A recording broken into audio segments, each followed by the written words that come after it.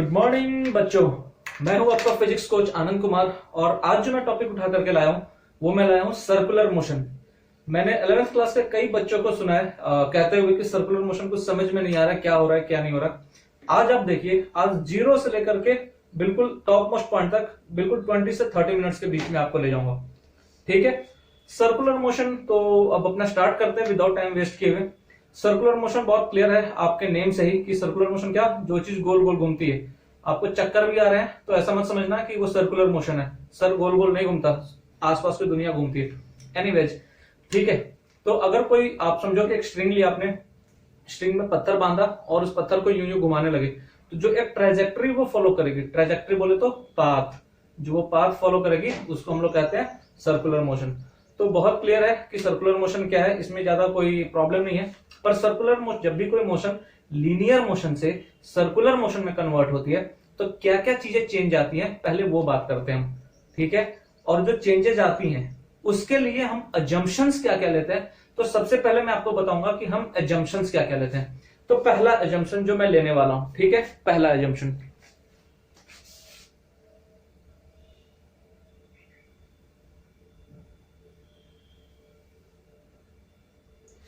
ये कोई ट्रायंगल मैंने ड्रॉ किया।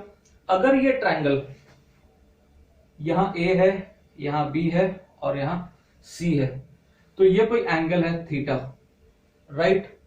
अगर मैंने बी को और पास लाया, बी में यहां ले आया यहां से और सी में यहां ले आया, तो ये थीटा क्या हो गया, बढ़ गया, बढ़ गया। तो सिमिलरली अगर मैं इसको बहुत पतला रखता हूं, इस वाले एंगल को, ये एंगल फाई है, ठीक है, तो इससे हम क्या मान सकते हैं, इससे हम मान सकते हैं, ये एजम्पशन हमें लेके चलना है 90 डिग्री। 90 डिग्री इसका मतलब इस ट्रायंगल में अगर फाई 0 है तो हम इसको मानकर चलेंगे। या फिर आप एक काम करो, आप इसे थीटा ले लो, क्योंकि आगे आने वाले हर एक एंगल को हम थीटा ही लेंगे। आप इसे फाई ले लो। अगर ये थीटा है, if theta is approximately equal to 0, 0 नहीं लेना, अप्रोक्सीमेटली इक्वल टू 0 मतलब कि बहुत छोटा लेना है। ठीक है, तो उस केस में क्या हो जाएगा, एंगल ए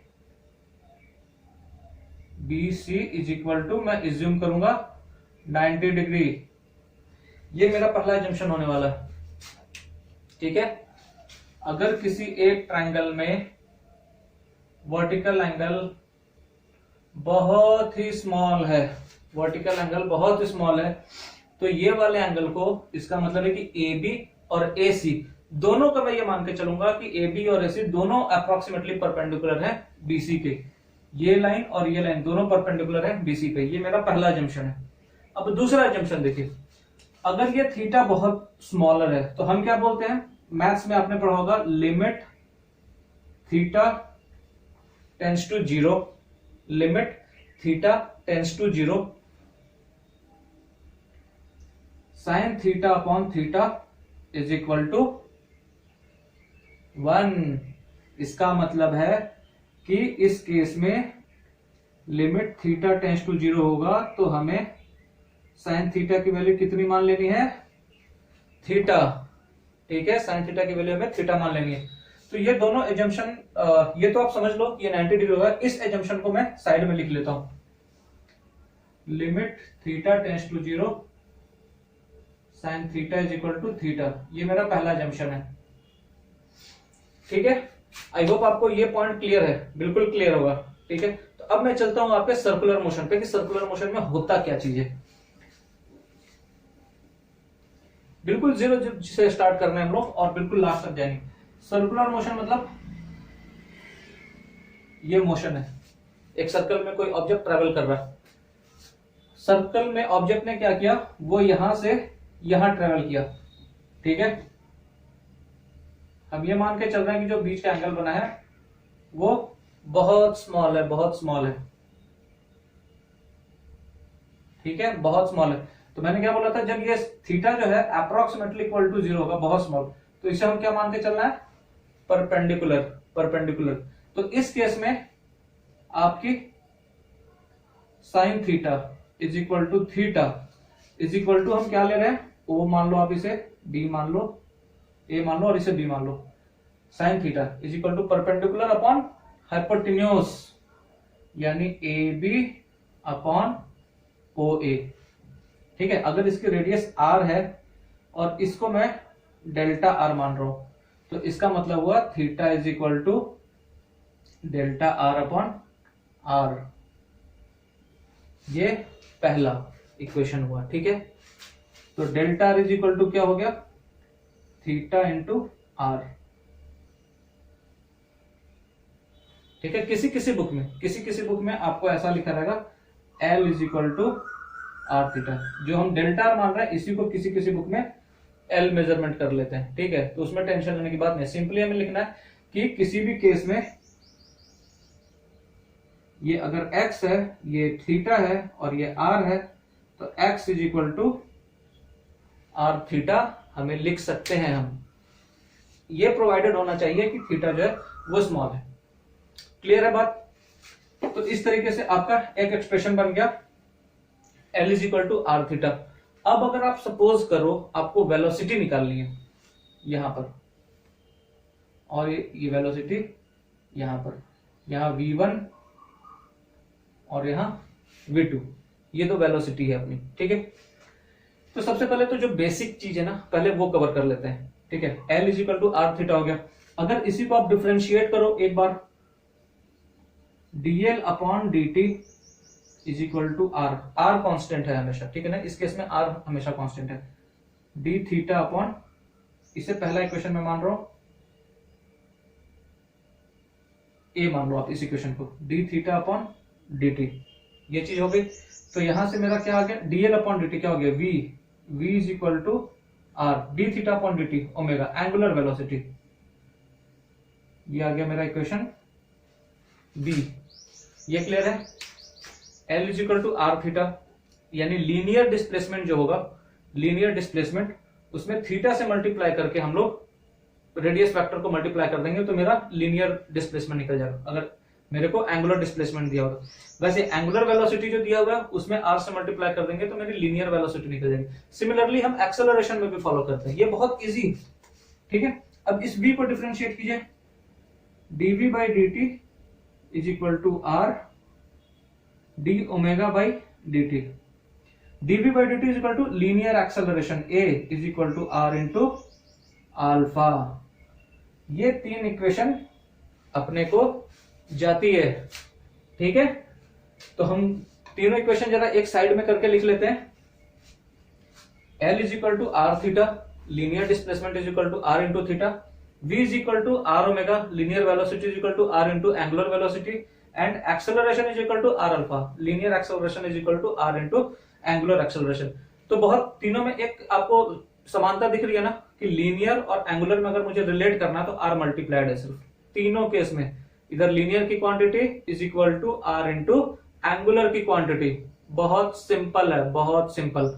ठीक है, तो ये आपका क्लियर है। मैं इस तीनों इक्वेशन को कहीं पर एक साइड में लिख लेते हैं हम लोग, यहीं पर फाइनल कर लेते हैं। L is equal to R theta, ये मेरा इक्वेशन ए।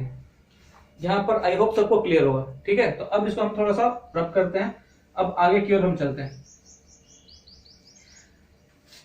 अब जो दूसरी चीज है सर्कुलर मोशन में ध्यान देने के लिए, दूसरी चीज क्या इंपॉर्टेंट चीज है, दूसरी चीज क्या कहती है कि जब आप, मैं कह तो रहा हूं कि ये कांस्टेंट स्पीड से चल रही है, पर अगर ये लीनियर होता कांस्टेंट स्पीड मतलब सिंगल टाइम में सिंगल डिस्टेंस ट्रेवल कर रहा।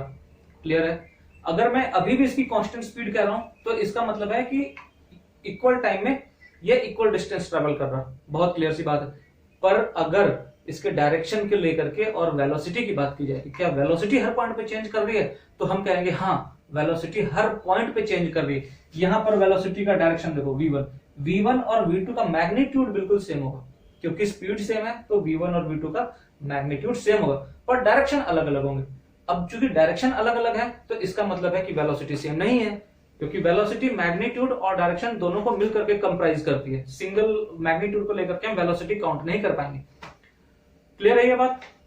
तो क्या हुआ कि वेलोसिटी चूंकि चेंज कर रही है टाइम के साथ में, ठीक है। अब आपका मूड ही है, आपका मूड ही टाइम के साथ चेंज करने लगे, तो फिर हम क्या कहेंगे उस चीज के बारे में, ये बताइए। हालांकि आपको एक आप सपोज करो एक आपको फ्रूट्स पसंद है, मैंगोज पसंद है, ठीक है, और आप इक्वल टाइम में इक्वल अमाउंट ऑफ मैंगोज खा जाते हैं, ठीक है, लेकिन आपकी मूड पे डिपेंड करता है, कुछ चीजें, कुछ जो इन्वायरमेंट है वो आपके मूड पे डिपेंड करता है। तो इसका मतलब क्या है कि मूड के साथ भी वहां पर कुछ क्वांटिटीज जो होंगी वो चेंज करेंगी। लाइक आपका मूड कर गया फलाना मैंगो खाने का, कल दूसरा मैंगो खाने का, परसों तीसरा मैंगो खाने का, ठीक है, तो इसका मतलब सम सिचुएशंस चेंज करेंगी। तो एग्जैक्टली वैसा ही है, मैग्नीट्यूड यहाँ सेम है बच्चे, मैग्नीट्यूड सेम है, पर डायरेक्शन चूंकि अलग अलग है, तो हम कहेंगे कि नो, वेलोसिटी विल चेंज, और चूंकि वेलोसिटी चेंज कर रही है तो हम क्या कहेंगे कि एक्सेलरेशन तो दिखेगा मुझे, एक्सेलरेशन होगा, बिल्कुल होगा। स्पीड चेंज है, सर्कुलर मोशन ही एक ऐसा मोशन है जिसमें स्पीड चेंज नहीं करने के बाद भी एक्सेलरेशन होता है, ठीक है। तो चूंकि वेलोसिटी चेंज कर रही है इसीलिए एक्सेलरेशन होगा। अब एक्सेलरेशन होगा तो एक्सेलरेशन का डायरेक्शन किधर होगा, ये कौन जनाब बता पाएंगे। यहां जो एक्सेलरेशन लगेगा वो होगा सेंट्रीपिटल एक्सेलरेशन, सेंट्रीपिटल एक्सेलरेशन, और उस सेंट्रीपिटल एक्सेलरेशन का जो डायरेक्शन होगा वो टुवर्ड्स सेंटर होगा, हर बार टुवर्ड्स सेंटर। तो अब मुझे ये निकालना है कि सेंट्रीपिटल एक्सेलरेशन की वैल्यू कितनी होती है, सेंट्रीपिटल एक्सेलरेशन की वैल्यू कितनी होती है। तो हम क्या करते हैं, इसमें छोटा सा चेंज कर लेते हैं। अब देखो ओ ए बी डायग्राम बना हुआ है, ठीक है, ये आर है, ये भी आर है, और ये डेल्टा आर है। मैं एक और डायग्राम बना लेता हूं V1 V2 का। V1 V2 का कैसे, V1 V2 V1 और ये डेल्टा V, V2 V1 और डेल्टा V। अब चूंकि ये एंगल थीटा है, ये भी एंगल थीटा होगा, ये बहुत क्लियर सी बात है, ये एंगल थीटा है, ये भी एंगल थीटा होगा। यहां पर थीटा इज इक्वल टू हम क्या कह रहे थे, theta is equal to sine theta is equal to theta, ठीक है ना। तो चूंकि थीटा स्मॉल है तो थीटा को हम लोग परपेंडिकुलर अपॉन हाइपोटेन्यूस ले सकते थे, थीटा इज इक्वल टू कहते थे delta R upon R. Similarly यहां पर चूंकि ये थीटा भी स्मॉल है, यही थीटा यहां पर कैरी हो रहा है, तो ये थीटा भी स्मॉल है, तो यहां पर थीटा इज इक्वल टू कहेंगे डेल्टा वी अपॉन वी, ठीक है, डेल्टा वी अपॉन वी। हम क्या मान के चल रहे हैं कि magnitude of V1 is equal to magnitude of V2 is equal to V। दोनों का मैग्नीट्यूड सेम है, सिर्फ डायरेक्शन अलग अलग है। तो फिलहाल हम मैग्नीट्यूड की बात कर रहे हैं, ठीक है, तो ये हो गया मैग्नीट्यूड।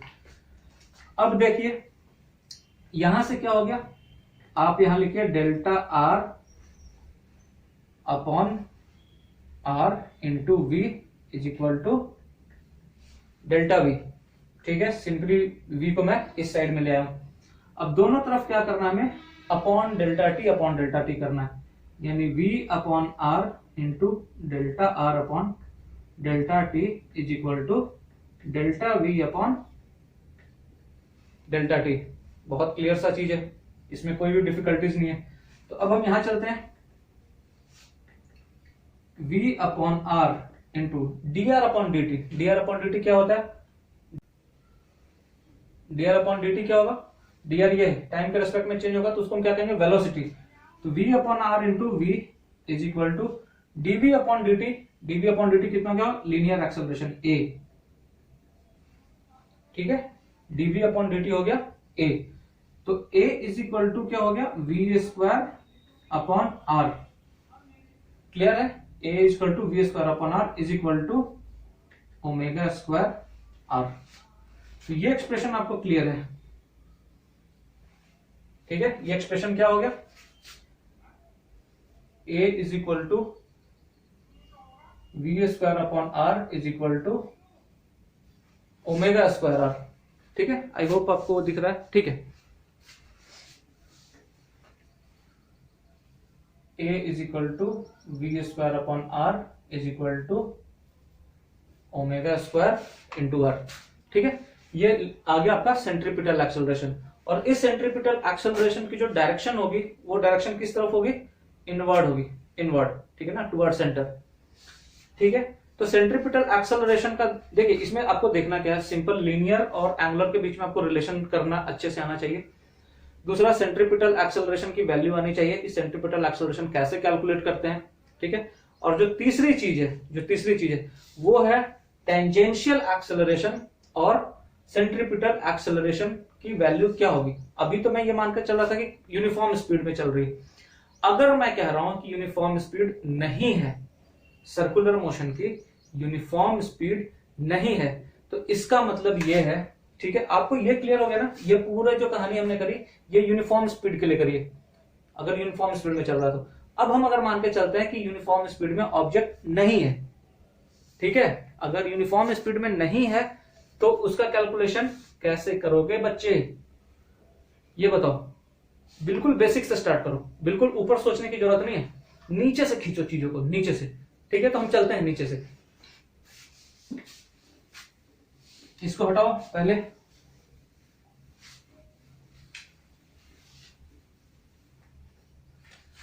हम यहां लिख देते हैं L is equal to theta into R, V is equal to R into omega और A is equal to R into alpha. ये तीन चार चीजें हमने यहां लिख दी। अब हमें क्या कहता है कि अगर मैं ये एक्सप्रेशन उठाता हूं V is equal to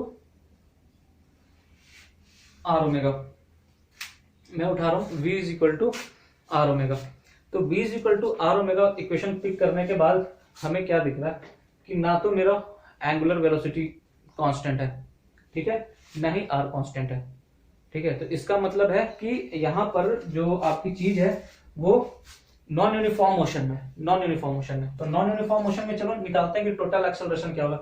V जो होगा उस पार्टिकल का रिजल्टेंट वेलोसिटी होगा, रिजल्टेंट, ठीक है ना। ये सर्कल है आपका, अगर नॉन यूनिफॉर्म में जा रहा है तो एक तो यहां पर एक्सेलरेशन लगेगा टेंजेंशियल और एक यहां पर लगेगा सेंट्रीपिटल, ठीक है। ये दो ये थोड़ा सा तिरछा हो गया, टेंजेंशियल और सेंट्रीपिटल, ये दो एक्सेलरेशन यहां पर लगने वाले। आपकी जो रिजल्टेंट लगेगी एक्सेलरेशन वो कैसे लग जाएगी, रिजल्टेंट एक्सेलरेशन ऐसे लग जाएगी, ठीक है।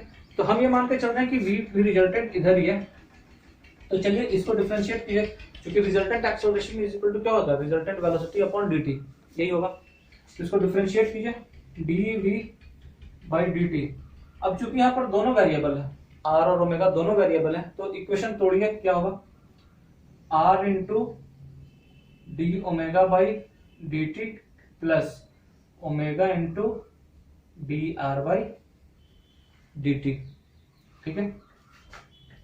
r into D omega by D T क्या होता है, angular acceleration alpha, plus omega into ये क्या हो गया v, तो r into alpha plus omega, और v की जगह हमने लिख दिया, v की जगह r ओमेगा लिख दिया, r ओमेगा, तो क्या हो गया r alpha plus omega square r, net acceleration. तो यही जो नेट एक्सेलरेशन बनता है ये वाली टेंजेंशियल एक्सेलरेशन है और ये वाली मेरी सेंट्रीपिटल एक्सेलरेशन है। ये centripetal acceleration AC equal to omega square r अभी प्रूफ किया था ना हमने जस्ट 5 मिनट पहले, ठीक है। तो ये सेंट्रीपिटल एक्सेलरेशन है और ये टेंजेंशियल एक्सेलरेशन की वैल्यू क्या हो जाती है, r इंटू अल्फा, और सेंट्रीपिटल एक्सेलरेशन की वैल्यू हो जाती है ओमेगा स्क्वायर इंटू r। तो इसका मतलब है कि अब पिक्चर में दोनों चीजें हैं, टेंजेंशियल एक्सेलरेशन भी है और एंगुलर एक्सेलरेशन भी है, और दोनों की वैल्यू कैसे निकालनी है वो बच्चे मैंने आपको यहाँ पर बता दिया। तो देख रहे हो ना चीजें कितनी इजी हैं। देखो चीजों को हाइप करके नहीं लेकर के चलना है कि दूसरे ने बोल दिया कि सर्कुलर मोशन तो बहुत हार्ड है, तो हाँ हम भी हल्ला करने लगे कि सर्कुलर मोशन बहुत हार्ड है भैया, खुद फ्रस्ट्रेट हो जाए 4 लोगों को और फ्रस्ट्रेट कर दे, नहीं, ठीक है। खुद को भी स्ट्रॉन्ग करना है और दूसरों को भी स्ट्रॉन्ग करना है, ठीक है, तभी जा करके आप कुछ लाइफ में कर पाओगे, अकेले नहीं होता है, ठीक है। दूसरों को भी खींचो अपने साथ में, तो लोग नाम भी लेंगे और जिंदगी का कुछ मकसद पूरा होगा। चलो, तो यहाँ पर देखो सर्कुलर मोशन का भी जितना भी डिस्कशन हुआ है ये अपना कंप्लीट डिस्कशन है, ठीक है।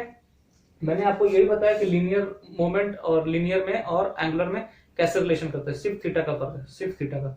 एजम्पशंस क्यों लेते हैं हम लोग वो भी आपको बतला दिया।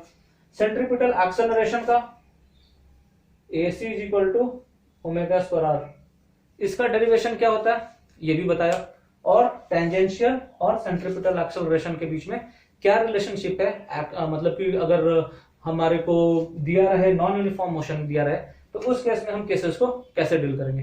तो ये आज जो मैंने कवर किया है ये अपना थ्योरी पार्ट कवर किया, ठीक है। हम कल इस पे कुछ न्यूमेरिकल्स लेकर के आएंगे, कुछ न्यूमेरिकल्स देखेंगे और देखते हैं कि आप लोग प्रिपेयर हो या नहीं इस चीज के लिए। तो कोशिश करना आज जो 20 मिनट 22 मिनट का अपना जो क्लास हुआ है उसको रिवाइज कर लो। डिफिकल्ट नहीं है, मैं आपको फ्रैंकली एक बात बता रहा हूं, अगर आपकी औकात हो ना तो डिफिकल्ट नहीं है, डिफिकल्ट बिल्कुल भी नहीं है। कल ट्रिक्स देखेंगे कि किस तरीके के क्वेश्चन में कैसे ट्रिक लो। देखो फॉर्मूले से तो बनेगा ही बनेगा, ठीक है ना। अगर मैं लेमन तरीके से बनाना स्टार्ट करूं तो वो तो बनना ही बनना है, पर थोड़ा सा कॉमन सेंस जो कि बहुत कम लोगों के पास है वो यूज करेंगे कल, ठीक है। और इसको फिर और अच्छे से देखेंगे कि इसका यूज कैसे करते हैं। तो चलो अब अपना काम आगे बढ़ाओ। Good day, have a nice day. अगर आपको हमारा वीडियो अच्छा लगा तो हमारे चैनल को सब्सक्राइब कीजिए और बेल आइकन पर प्रेस कीजिए।